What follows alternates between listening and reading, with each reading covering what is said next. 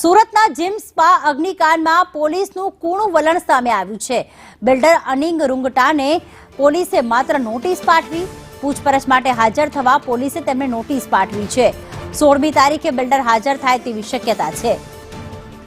માત્ર નોટિસ આપીને હાથ પર હાથ ધરીને બેઠી છે આ પોલીસ। આઝમ અમારી સાથે જોડાઈ ગયા છે। આઝમ, માત્ર બિલ્ડરને નોટિસ પાઠવીને જ પોલીસે આખી કાર્યવાહીનું જાણે પિલ્લું વાળી દીધું હોય, સંતોષ માની લીધો હોય તેવું દેખાઈ રહ્યું છે। શું વિગતો સામે આવી રહી છે આખી ઘટનામાં?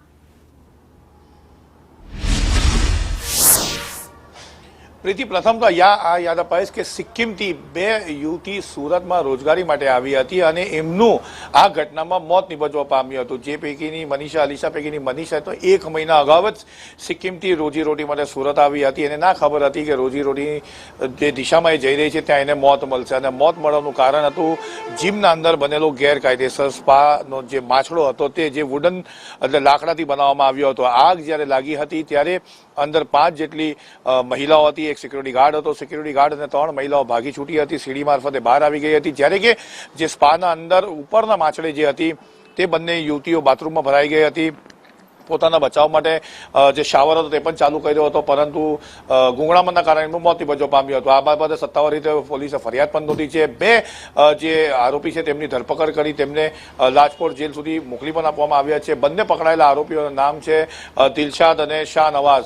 આ બંનેનું જે જીમ છે તે ભાડે રાખવામાં આવ્યું હતું, પરંતુ સૌથી મહત્વની વાત છે, તમે કોઈ મકાન ભાડેથી લેતા હોય છો અથવા તો જીમ લેતા હોય છો તો અંદર તેનું સ્ટ્રક્ચર બદલવાની જિમ્મેદારી સંપૂર્ણ પરમિશન બિલ્ડર આપતો હોય છે।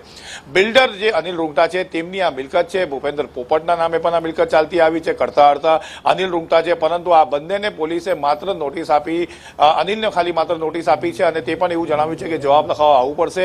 ખરેખર જોવા જાય તો ઊંડાણપૂર્વક તપાસ કરવામાં આવે તો આના અંદર નવસારીના વ્યાસનું પણ આરજા-મારજામાં નામ આવી રહ્યું છે। સુરતના એક બિલ્ડર છે કાદર કરીને, તેમનું પણ આ મિલકતના અંદર આરજા-મારજામાં સ્લીપિંગ પાર્ટનર તરીકે નામ ચાલી રહ્યું છે। આ તમામની જો ઊંડાણપૂર્વક તપાસ કરવામાં આવશે તો ઘણી બધી ચોંકાવનારી હકીકતો બહાર આવશે, કારણ કે પ્રતિ મહિને 4 લાખ રૂપિયાનું ભાડું જે બંને સ્પા સંચાલક અને જીમ સંચાલક હતા તે ચૂકવી રહ્યા હતા, તો કોણ લઈ રહ્યું હતું એક પ્રશ્ન છે। જી, આભાર આઝમ તમામ વિગતો માટે।